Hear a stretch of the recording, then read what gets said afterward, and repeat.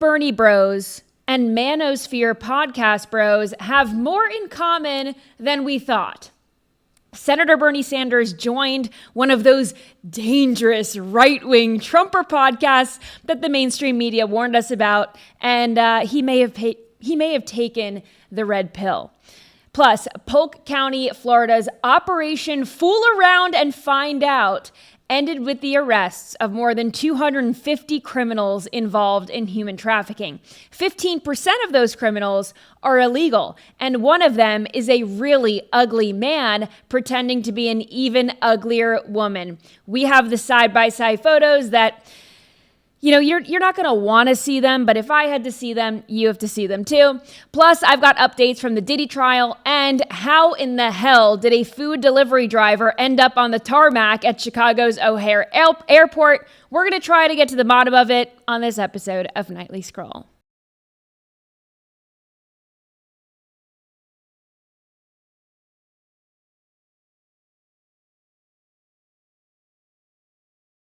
Just said, Hayley, that's not what the F is for. But that is what the Polk County Sheriff is calling the operation. Fool around, find out. Not what we like to say, not the F word that we know and love, but they're being professional. So the operation is fool around and find out. We're going to get to that later in the show. But the Manosphere was feeling the burn yesterday when Senator Bernie Sanders joined the Flagrant podcast with comedian Andrew Schultz. Bernie admits that the Democrats are the party that is undermining the democratic process. I'm as shocked as you are, and you're going to freak out over these video clips because I was shocked, like jaw dropped, jaw on the floor shocked at what Bernie Sanders was admitting out loud. He was really saying the quiet part out loud. Maybe Bernie Sanders is going to have to put out a message like, you know, I'm not depressed. I don't want to kill myself, because the Democrat Party is not going to like what he just said out loud. And for all the and moaning that Democrats do about Republicans being a threat to democracy, and Trump wants to be in office forever. He's going to run again in 28 and then again and then again and again. And we're never going to have another election again, blah, blah, blah. Here is Bernie Sanders admitting what normal people have known for a very long time. On the Democrat side, it is the establishment's choice for president, and the voters, they take a back seat. Listen. We didn't have a say on who could be president. We talk a lot about the Republicans being autocrats and oligarchs and taking over democracy. But from the Democrat perspective, and I'm a lifelong Democrat, I felt like the Democratic Party completely removed the democratic process from its constituents. And I think they need to have some accountability of that. Could we not also say, if ostensibly there hasn't been a fair primary for the Democrats since 2008, are they not also a threat to democracy? Yes. We often hear. Fair enough. That is, yeah, I'm not going to argue with that point. Wow. So Bernie Sanders thinks that Democrats are a threat to democracy. Wow. I didn't think he had it in him. I really didn't. But Bernie Sanders has been totally shafted by the establishment before. He ran for president. He had a ton of support, and the DNC didn't want him to be the guy. He's an old white guy, even though we did just have Joe Biden and we see how that went. But Bernie Sanders is not who the Democrat establishment wanted for president. And they made that very clear. It was Hillary Clinton, because she's a woman, and, Donald Trump wiped the floor with her. And then they put up Kamala Harris. Donald Trump wiped the floor with her too. Who the Democrats are putting up for president is not reflective of what the voters want, even the Democrat voters. But we saw this during the 2024 election. President Trump was going on these, I'm using the word manosphere because that's what the left and the mainstream media are calling them, but they're just dude podcasts. They're just bro podcasts. The Flagrant podcast with Andrew Schultz. He's part of this podcast bro manosphere, but the really dangerous ones that the mainstream media were talking about in the 2024 election were, of course, the podcast that President Trump went on and the media seems to think that they were the ones that solidified the election for Donald J. Trump. Theo Vaughn's podcast, Joe Rogan's podcast. So, of course, the mainstream media establishment had to come out in full force against them because they threatened the establishment. They're essentially taking away the jobs of cable news talking heads who don't align with the electorate anymore. And really consumers. Consumers are going to new media because they like a personality or they trust a personality. And trust is everything in this business. Being genuine is everything in this business. And that's everything that the mainstream media is not. So, of course, they had to warn us about the podcast bros, the manosphere, the womanosphere. It's all ridiculous. But here's a video of Bernie Sanders admitting that as well. Watch. I have to ask this. I hate to interrupt you. We have a question we want to ask about what happened to you in 2016 with this Bernie Bros movement, where your followers are seeing they have a racism problem, a misogyny problem. Do you think that's a super PAC thing behind that? That was the Democratic establishment. That was the. Wow. Okay. That was just, they were sitting there. We had a lot of young people. We had people of color, and they create this kind of myth with the help of the corporate media and all that stuff. It's kind of interesting to that note is during this election, the podcast space, which the Democrats largely avoided, they feel had some influence in the election, and they started to label us the podcast bros and said that we were sexist and we were racist and bigoted. It's almost like it's the exact same strategy to get you out of there. Yeah, that's what the liberal elite China does. Isn't that interesting? Do you guys remember what Bernie Sanders said at the beginning of that clip was that the Bernie Bros were kind of labeled as like toxic masculinity. They were labeled as like racist or something. I do not remember that at all. I don't remember Bernie Bros being labeled as problematic. I don't either, actually. And it's just a crazy phenomenon that like the podcasts that are currently he's referencing are considered toxic. No, I know, but I don't remember back in 2016 the Democrat establishment going after the Bernie Bros, but it seems like something they would do. I think it's just because genuinely we've covered so much news since 2016. It's like we just don't remember everything. It was right after Joe Rogan endorsed Bernie Sanders for president. Oh. That's when they said it's racist to be a Bernie bro. Well, of course. And that was before the whole Joe Rogan is a crazy, ivermectin conspiracy theorist. He was just like the alien dude and the UFC dude. And it was probably like right before the whole Democratic Party threw him under the bus before Totally. the 2016 DNC I feel to like, platform he was a Hillary. Democrat. Joe Rogan was a Democrat at the time. Obviously, 100%. he was a Bernie bro. Wow. I totally forgot about all of that. Wow. All right. Well, anyway, as I was saying, the mainstream media, they thought that Trump won the election because of the Manosphere podcast and their popularity. Because in their minds, that was partly the reason why Trump won in 2024, the fact that he went on these podcasts. I actually don't think it's about the podcasts themselves, because I don't think fans of Theo Vaughn, for example, were on the fence about who to vote for. And then they saw, President Trump is on Theo Vaughn's podcast. I'm going to go vote for him now. I think a lot of these people, their minds were already made up. President Trump already had the bro vote in the bag. I genuinely don't think that people on the right, people who vote for Trump, are swayed by celebrity endorsements or podcast interviews. I think it's kind of stupid to assume that.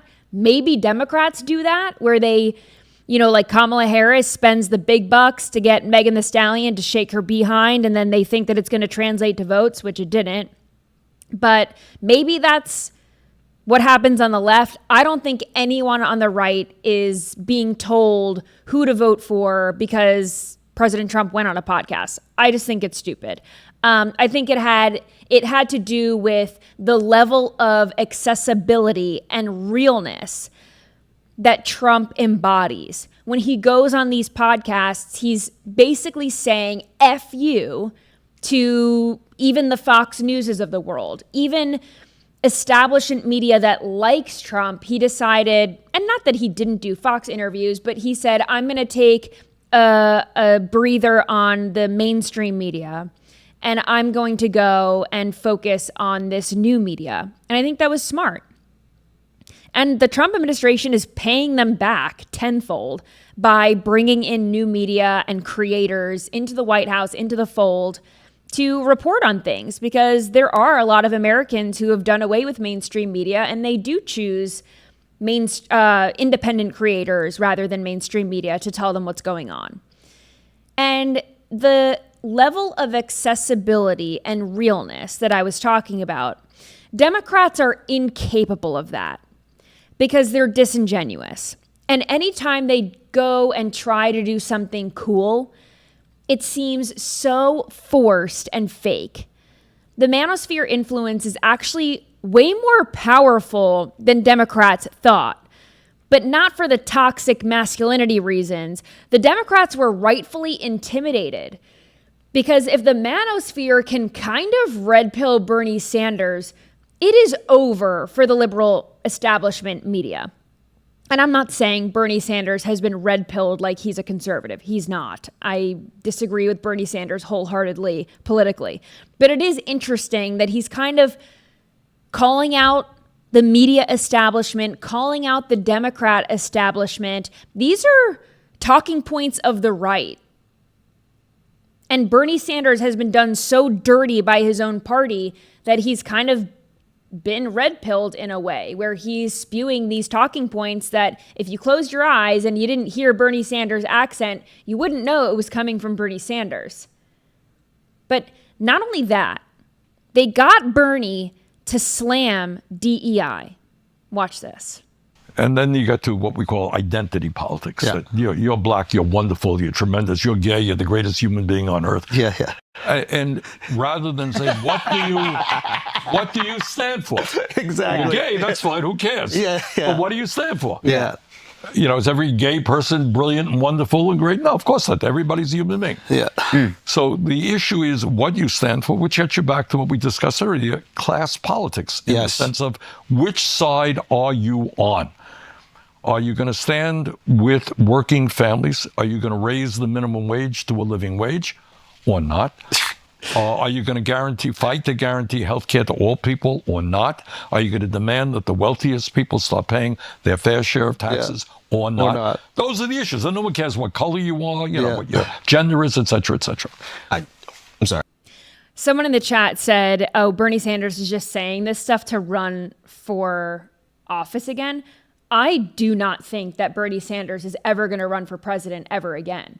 I think he's saying this because he knows he's never going to run again. And if he was going to run again, he would try to be a good little Democrat boy, to try to stay in the good graces of the Democrat Party. But he knows he's never going to be their guy. So he doesn't have to answer to them anymore. He's got his constituency in Vermont, but he doesn't have to answer to big D Democrats, the DNC. 100%. And if he wants a Democrat elected, this is more language that needs to happen, because the way left people aren't going to vote for.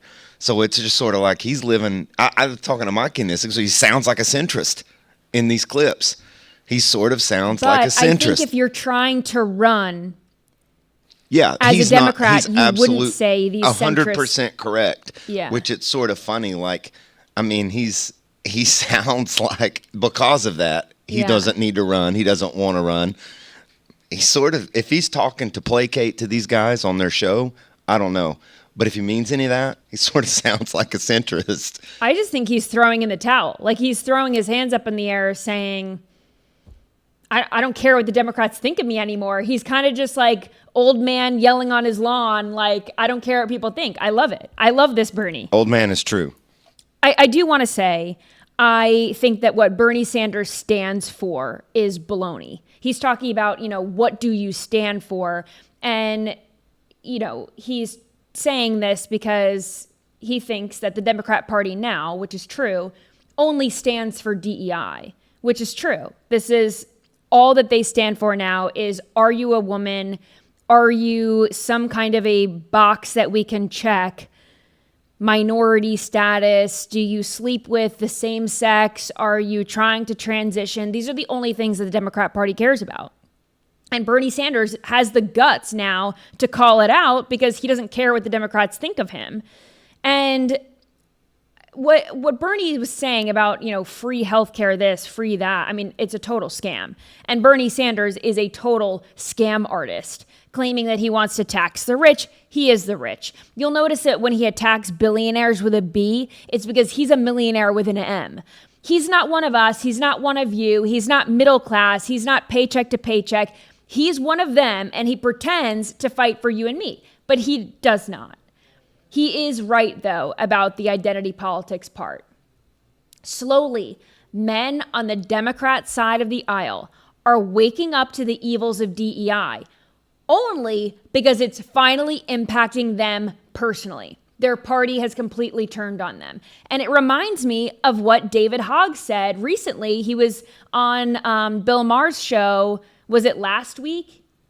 David Hogg was on the show, and he was talking about how he lost the election to be the DNC chair. And he basically got ousted because the Democrats have this rule where you got to have one guy, one girl, blah, blah. He's a white guy, so he got ousted. And if you didn't see that clip, here it is. But to get into the bureaucracy of the DNC, we have a gender balance rule at the DNC because, of course, we do. Equal position. Okay. See, right away. By the way, the Republican Party does too. Right. If the chair is a male, then the vice chair has to be a female. Well, what's interesting is that's even more progressive than our vision, which is that the chair doesn't count towards the gender balance rule that we have. Frankly, I don't even know if it makes sense for us to have the gender balance rule anymore in this day and age because I want to focus on whoever's just best at the job. Great. At this point, that's my own view. Terrific. And He's like, I don't think we should have a gender balance rule. I just think you should get the job if you're the right guy for the job. No kidding. That's what we've all been saying for a very long time now. This is why President Trump won the election, because it makes sense, and this is the party of common sense. Welcome. It took them long enough. But white men in the Democrat Party are getting red-pilled, essentially, because the party is only standing for DEI. Liberal white women are pushing the party so far to the left that there's no more room for white men anymore. Unless, of course, they transition to a woman, because then they're back on top of the virtue signal totem pole. If they chop off their body parts down below and they put on a wig and they wear makeup and they basically bastardize what a woman is, then they're back on top. So maybe if David Hogg decides to put on a wig and some eyeliner, maybe he could have had that spot. Maybe next year. Well, we're talking about the Democrats and how they have no leader now and they don't stand for anything. But one of their favorite people right now is Cory Booker. Cory Booker, I don't know. It was a stunt where he talked for 25 hours on the floor. The filibuster, yeah. He went 24 hours. Does anyone even know what he talked about for 25 hours? I couldn't tell you. Insane waste of time. But he tweeted truth in response to this post. So let's pull this up here. Now, this is Jennifer Lewis. Am I supposed to know who Jennifer Lewis is? Yeah. Well, let's do like a quick Google search. A triple threat, actress, singer, dancer. What's your triple? I've just never heard of her. Am I totally like uncultured? I don't know. I'm not. She seems like she's more of like a show tunes Broadway kind of person. I have never heard of this person. Even when we were cutting this up, I've never heard of this person. Yeah, me neither. Does anyone in the chat know who this is? Jennifer Lewis? No idea. Okay, we're all in the same boat. But this is all you need to know is this is a liberal woman, Holly weird, whatever, singing about Elon Musk, because this is what the left does. They're either singing Imagine because of COVID-19, or, it's just like one of these other stunts. So watch this. You will have no victory erasing our history, because we will rise up from dawn to dusk. You'll have no victory erasing our history. Ain't nobody scared of you, Elon Musk. You'll have no victory erasing our history. We stand at 10 billion strong. Oh, you'll have no victory erasing history. The whole world knows right from wrong. This is very repetitive. Have you forgotten? Our ancestors died so we could be free. Oh, say, can you not see from sea to shining sea? It's not me, it's we. And 10 billion of us agree. You will not erase democracy. You will not erase democracy. You will not erase democracy. Now let me tell you what the world will remember. What the hell? What you did last November. All right, well, there's that. I did figure out what key that was in. She played a bunch of G minor chords and was over dramatic. But that's about all I could do, because that was terrible. Well, Cory Booker likes it, and you want to know why he likes it? Because he's a good little Democrat boy, and this song is all about Elon Musk bad, Orange Man bad, and the democracy is over. Democracy as we know it is gone for good.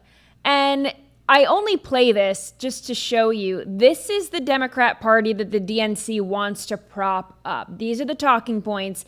And Bernie Sanders, he's been screwed over so badly by the Democrat Party. He's done with this.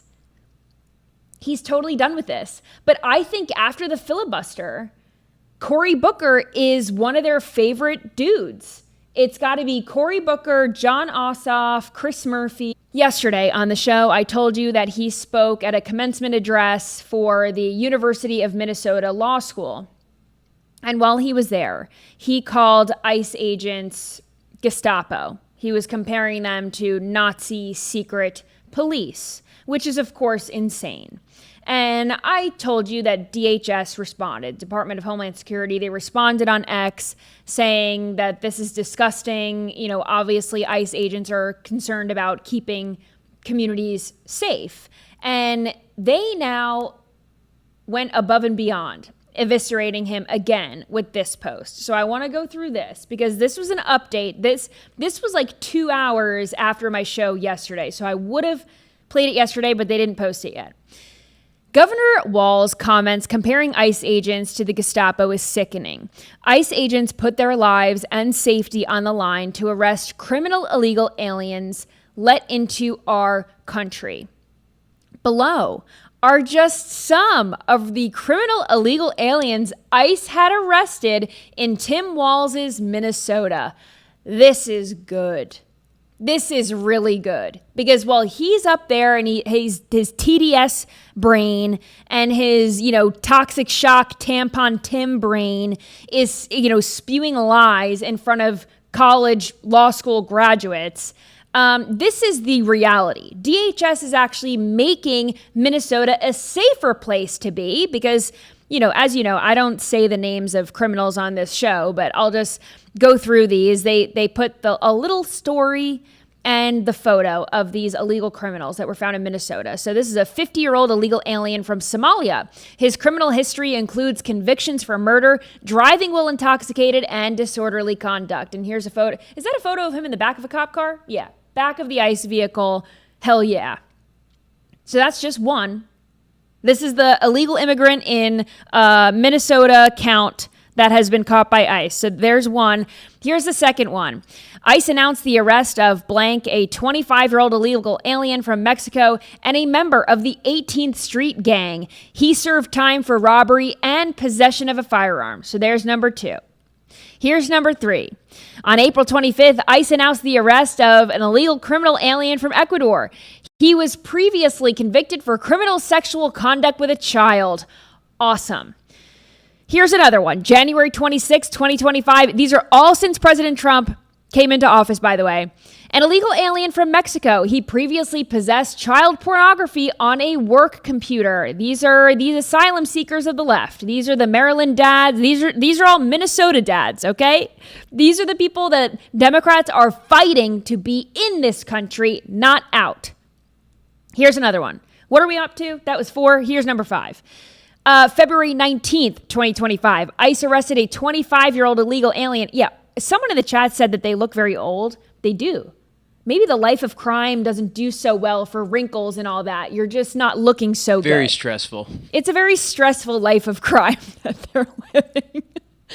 25-year-old illegal alien from Laos. His criminal history includes convictions for domestic assault and weapons charges. He has a final order of removal since April 5th, 2024. Wow. Here's number 6. On Who's May that 9th. I mean, these pictures are crazy. How old is this one? Doesn't say. I'm bad at guessing ages anyway, but this is an illegal alien from Ecuador, previously arrested for robbery. He was ordered removed by an immigration judge August 28th, 2024. And here's the 6th one. ICE announced the arrest of a 36-year-old illegal alien from Mexico. He has a conviction for selling heroin, meth, fentanyl from the, I can't even read that, Goodhue County District Court in Red Wing, Minnesota. Awesome. So that was the 6th one. Here's the 7th one. I just love going through this and seeing these disgusting monsters who are now being taken care of thanks to ICE. This is ICE announcing the arrest of an illegal alien from Guatemala. He has a previous conviction of conspiracy to sell heroin, meth, fentanyl. Again, a drug peddler. Great. And I think this might be the last one. So what is this, 7 or 8? This is 8. ICE arrested this dude. Past criminal convictions include carrying a concealed weapon and 4th-degree sexual assault. Awesome. He has also had a final order of removal since April 19th, 2023. So I guess he was ordered to remove, didn't remove himself. But yes, I just want to say a big thank you to ICE. You are not Nazi secret police. You are not the Gestapo. Just because Tim Walz tells you that, don't listen to him. He has TDS and toxic shock brain. There we go. There was 9 of them? Yeah. That's 9 examples that ICE picked up criminals from his state. 9 examples. And they're violent. They're pedophiles. They're drug dealers. Why do the Democrats want these people in there? It's crazy. And I want to go to number. I have to tell you directly and personally that I regret voting for you for Secretary of State. I yield back. May I respond? You may sit. Well, first of all, your regret for voting for me confirms I'm doing a good job.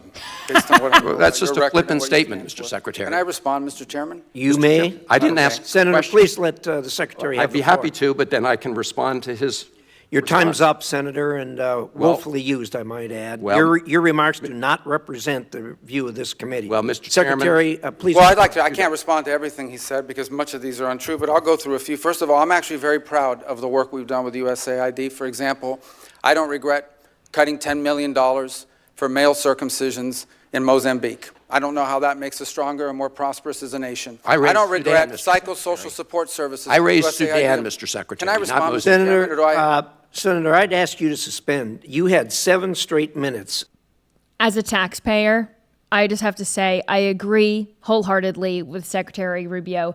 I don't want us to be paying and shelling out this USAID so that kids in Mozambique can get their circumcisions. How is that our problem? It isn't. I mean, seriously. And Van Allen had nothing else to say. I mean, he started like a kindergartner. He presses the button and he's like, I just want to say, I just want to let you know, I can't I don't stand like you. you. I yield my time. Everyone look at me. You're such a loser. Such He's pretentious. He's supposed to be working for the United States voter, taxpayer. He's working for Maryland. And he's off in El Salvador hanging out and drinking margaritas with cherries on top with a domestic abuser. It's just insane. And a human trafficker. I mean, what a freaking joke. But I did want to just do a quick update here that the Department of Homeland Security has conducted its first charter flight. As you know, they're using the Biden administration's CBP-1 app. They've turned it into the CBP Home app to allow illegal immigrants who are here to self-deport. If they self-deport, they will be allowed back into the country if, keyword if, they do it the right way.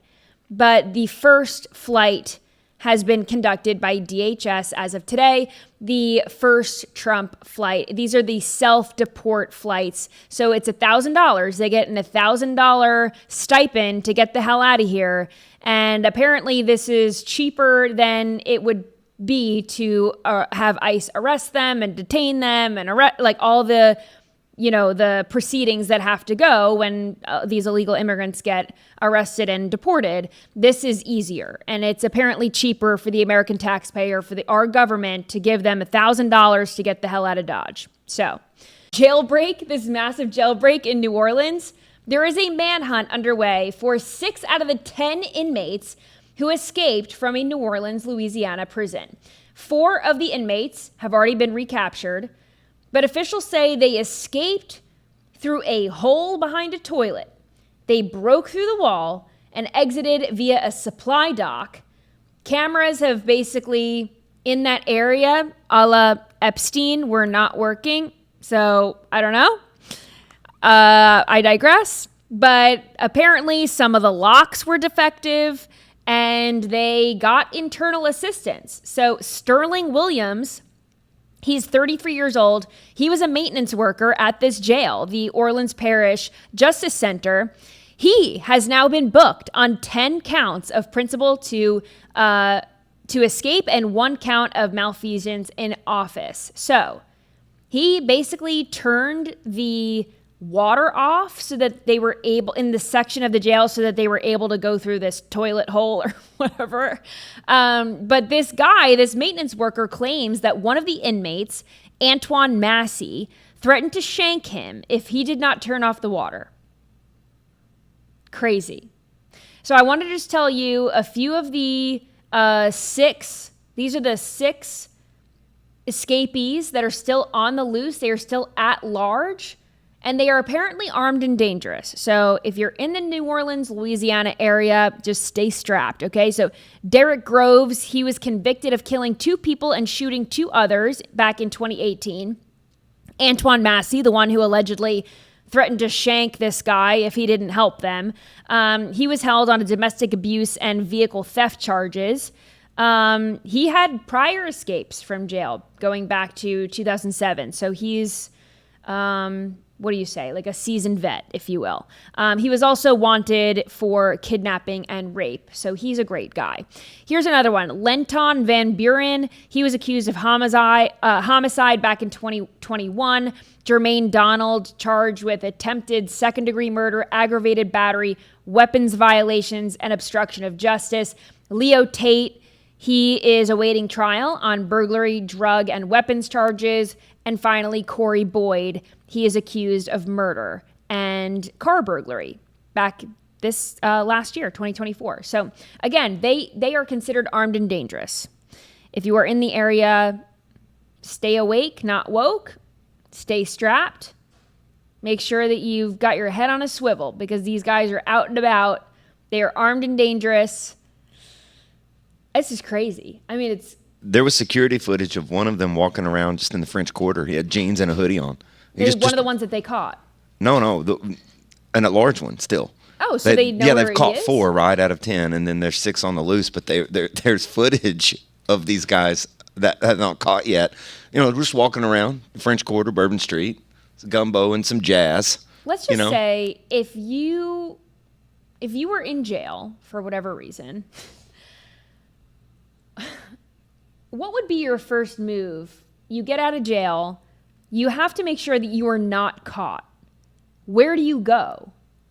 It's like, do you stay in the area because they think that you're not going to be there? Like, I don't know why you'd be walking around the French Quarter. That seems dumb to me. What? I mean, I don't anticipate these guys have, 180 IQs. So I don't know. They were able to get out of jail. I probably would just sit there and I don't know. I'm getting on a boat. I'm getting on some raft, and then I'm going across the Gulf of America, and wherever I land in South America is my new home. Like that's you're so close to the ocean. I mean, you can't. You're get in on New Orleans. You Just can't float. get on a plane. You're just floating. You can get in a Bus car and ticket. drive. Someone else's car, maybe. I don't know. I feel like if you're in the United States, you're gonna get caught. It's only a matter of time. You've got to get out of. You got to get out of here. Some of these guys are probably in prison for a real long time anyway. So having 5 days off and Yeah, then going probably back to bananas. prison, at least you get some, jazz would and you some do? What kind and of some food would you get? jambalaya. Yeah, jambalaya. It's New Orleans. Yeah, I had some good jambalaya. I was in New Orleans for the Super Bowl, and it was good food. Anyway, we're off on a tangent here. I want to tell you about the Fool Around, Find Out. So Fool Around, Find Out is what they're calling it. I know that you have a favorite F word that we're not using, and I'm not going to use it because that's not the F word that Sheriff Grady Judd is using. But FAFO, you know what the F stands for, but for all intents and purposes, it's Fool Around, Find Out for this show. So more than 250 suspects have been arrested.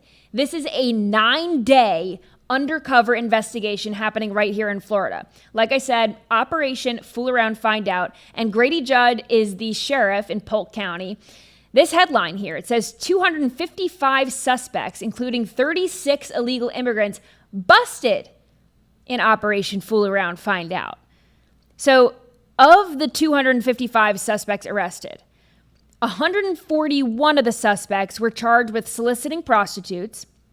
93 suspects were charged with offering to commit prostitution. 10 suspects were charged with crimes relating to prostitution, aiding and abetting a prostitute, transporting a prostitute. These are like some Diddy charges over here. And we're going to get to Diddy in just a bit. But 11 suspects were arrested for traveling to meet a minor for sex and other child sex related crimes. So again, these are the kinds of people that Tampon Tim want right here in your backyard. But here in Florida, we do things a little different. So about 15% of these arrests in this human trafficking sting were in this country illegally. And I just want to show you a photo of one. I don't know if this guy was illegal or not, but this is Jason Balthus, and he is gorgeous, I just have to say. I was telling Mikey, he looks like something from Pirates of the Caribbean that they'd found he washed up on Tortuga. The picture Dylan on Mulvaney the right, better watch out. The picture on the right reminds me a little bit of the Johnny Depp makeup, where it's just a little smudge. It's makeup from the night before. But no, the one on the left, I just have to say, men who want to be women, they're just so damn bad at it. It proves the point that men are not women, women are not men. You can't do makeup. The eyebrows are too thick. The eyeliner's too thick. He's got blush blindness out the wazoo. You don't put blush all over your face. The beauty mark, is that natural? No, I'm looking at is it? Maybe he just accentuated it a little bit. He needed the beauty. He needed the beauty mark because there wasn't a lot of beauty going on over here. No, he's missed everything about beauty. I mean, Yeah. he's missed. The lip color is crazy. Wow. I think he's got a necklace on. Johnny Depp definitely wore it better. But this is one of the guys they caught in this Fool Around, Find Out operation. So, damn, he's gorgeous. Anyway, here is Sheriff Grady Judd absolutely eviscerating this man. I love him to death. Watch. Mathis from 43 from Davenport.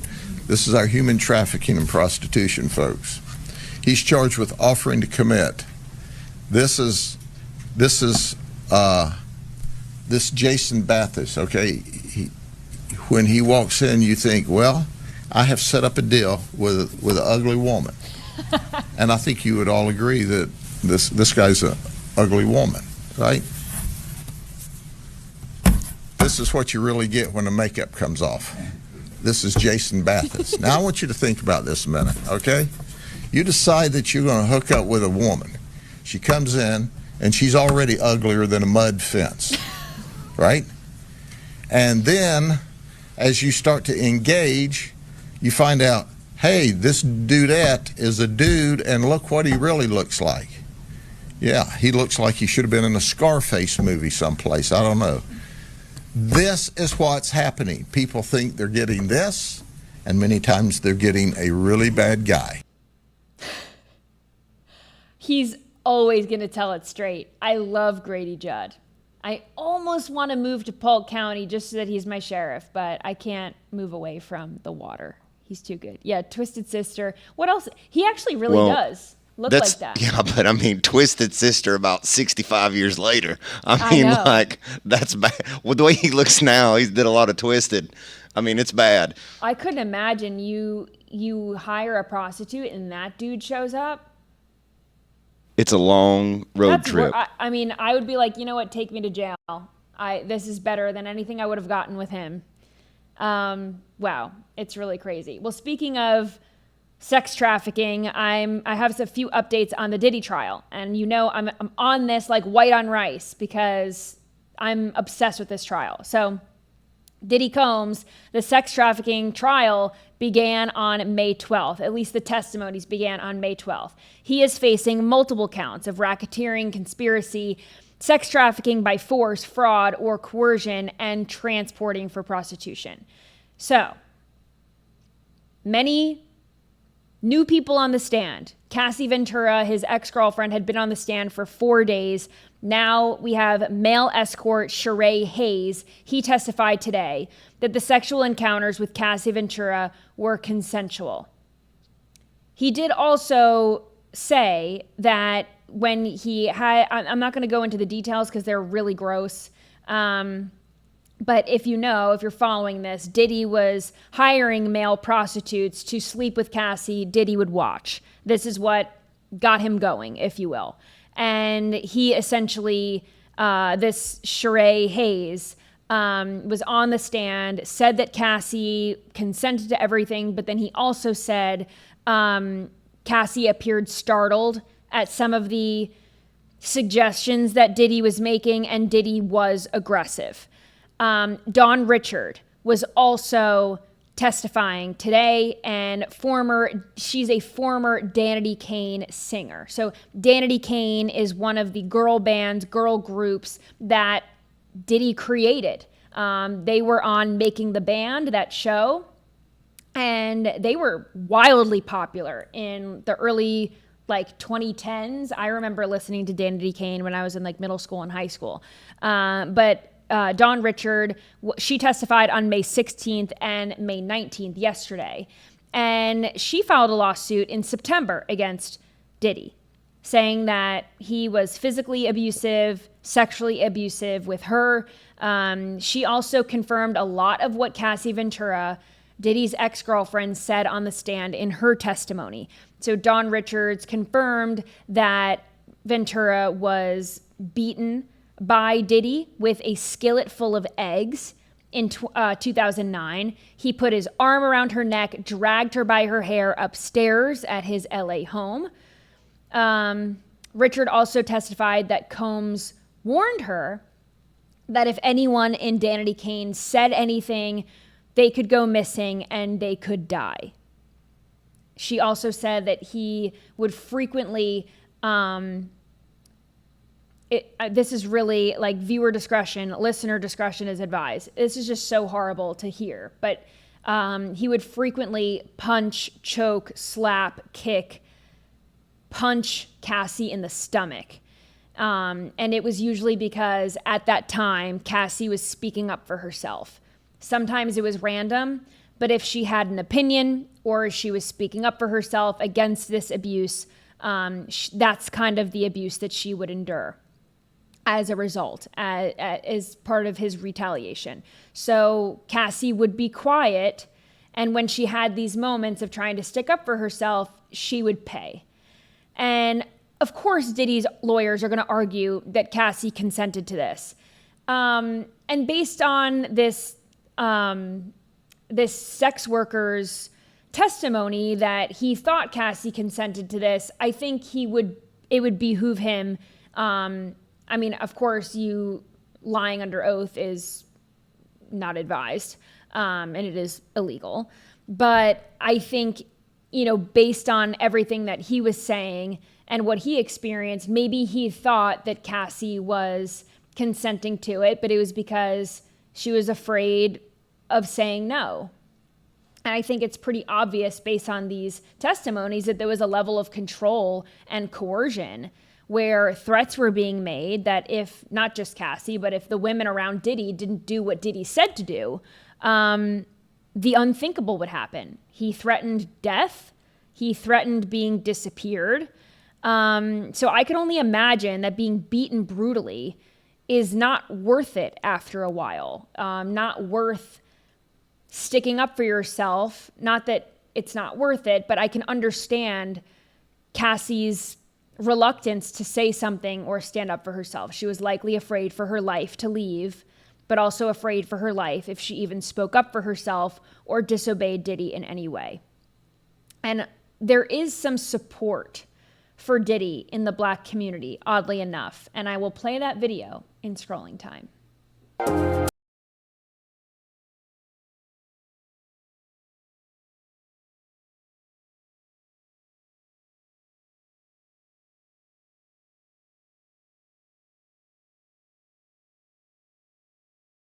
Are saying that Diddy's going to get the Epstein treatment. I don't know if he will. I don't know. I can't predict what's going to happen. I really can't. I hope that he goes to jail. But again, the same thing with Epstein. It is not just Diddy implicated in this. It goes deeper than that. Who were at the freak-offs? And it's not just people who are testifying in this trial. Who was all at the parties? He didn't just throw the parties for himself. I mean, there were thousands of bottles of baby oil. Were they all for Diddy? Were all the drugs for Diddy and for Cassie and for the sex workers? I want to know who else was there. It's the same. My sentiment is the same with Diddy and Epstein. It's not just Epstein. It's not just Maxwell. Who else? It's not just Diddy. It's not just the sex workers. Who else? So here's a video that I found, a very concerning video on TikTok of a woman who wants to, quote, free Diddy. Watch. Why are there so many Black women on this app giving their compassion and sympathy and energy to Cassie? Why do you feel sorry for her? She is a grown woman who knew exactly what she was doing while she was doing it. She even wanted or desired or initiated some of those things. So how are you sitting back feeling sorry for her? I don't feel sorry for anybody who is not Black. You know who I feel sorry for right now?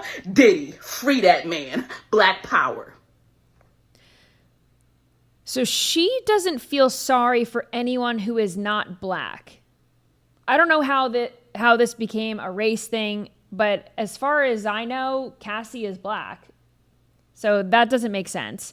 But some would say that the support for Diddy is paid. And one of the people saying that is 50 Cent. So 50 Cent has been trolling Diddy online. First, he posted this video of what seems to be Black people standing outside of the courthouse in support of Diddy. They're wearing free Diddy shirts, but listen to what they're saying. Watch. Why do you feel that way? So These are all paid protesters. You can get $20 an hour if you wear a t-shirt. You gotta speak up. You gotta She just got recruited, right? I refuse. You said no. No. It wasn't worth the 20? No, but like he told me that it's for a Diddy coin, so I'm not really sure what that is.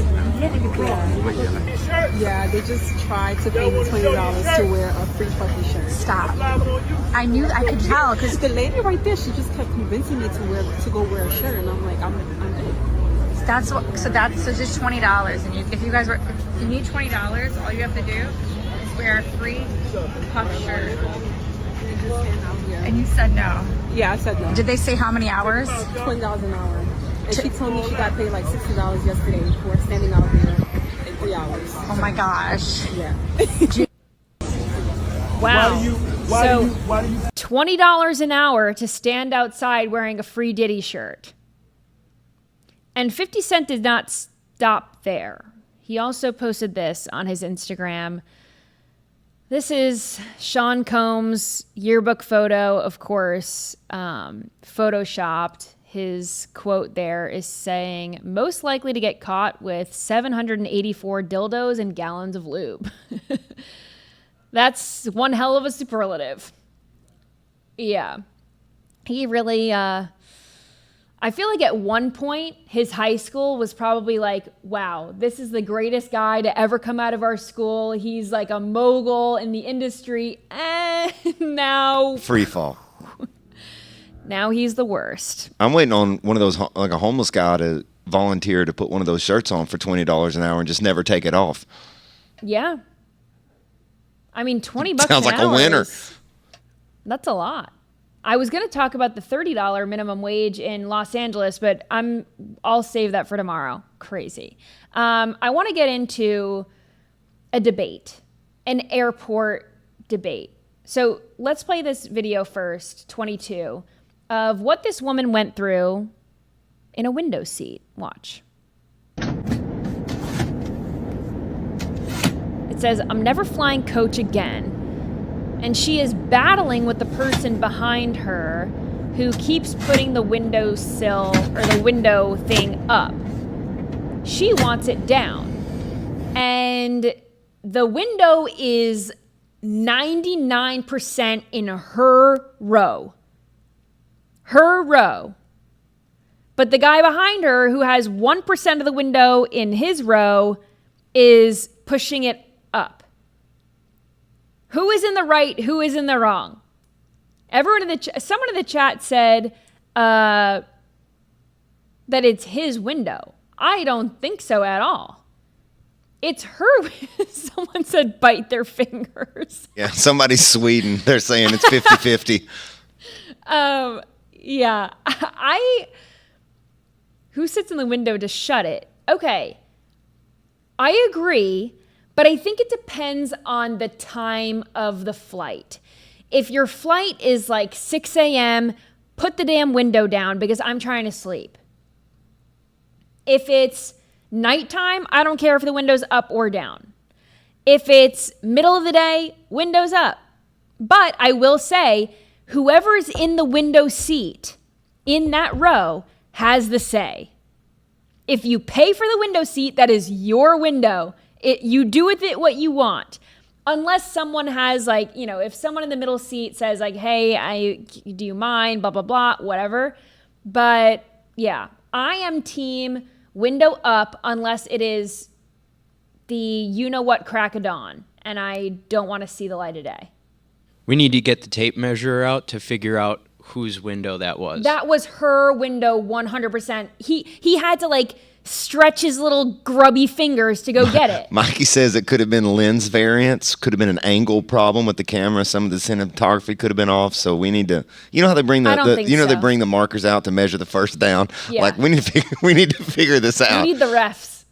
We need refs as the, you know, the flight attendants. She throws deal with a red flag on the plane. Yeah, the flight attendants have to deal with enough. People don't know how to act on airplanes anymore, but this is even crazier. So if you thought that was bad, this is a video of a food delivery driver who somehow got stuck on the tarmac at Chicago O'Hare. Watch this. Responded to a car driving on an O'Hare tarmac over the weekend. Imagine this. CPD now says the vehicle belonged to a very confused food delivery driver who accidentally entered an area posted as off limits to non-airport personnel. Where was he trying to get? Yeah. That's what I want to know. So the driver was not cited. The incident happened on Saturday. And my God, how do you turn around? Right? Once you're in, you're in.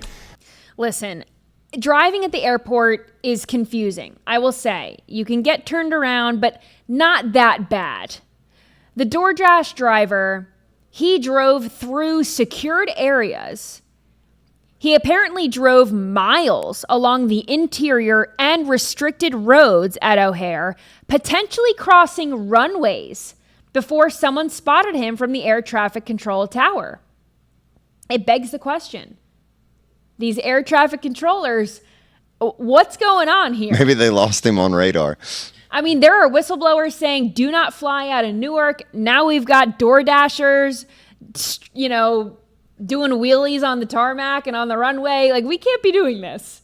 I don't know what's going on, but I don't have any flights planned right now. They don't have any footage of him actually coming on the tarmac, right? Like Keanu Reeves in Speed. Like, he's not just flying in there. I haven't seen it, but I don't know how you get turned around that badly. And he wasn't cited, so he didn't get in trouble for it. But well, if you think that's the worst piece of driving that you're going to see in the next 6 months, like welcome to Florida. I know. South Florida snowbirds and 66-foot Buicks, just head on a swivel. Yeah, and the golf carts in town. People are whipping around in their golf carts. There's no rules. So anyway, thank you all for joining me tonight on this episode of Nightly Scroll. You can always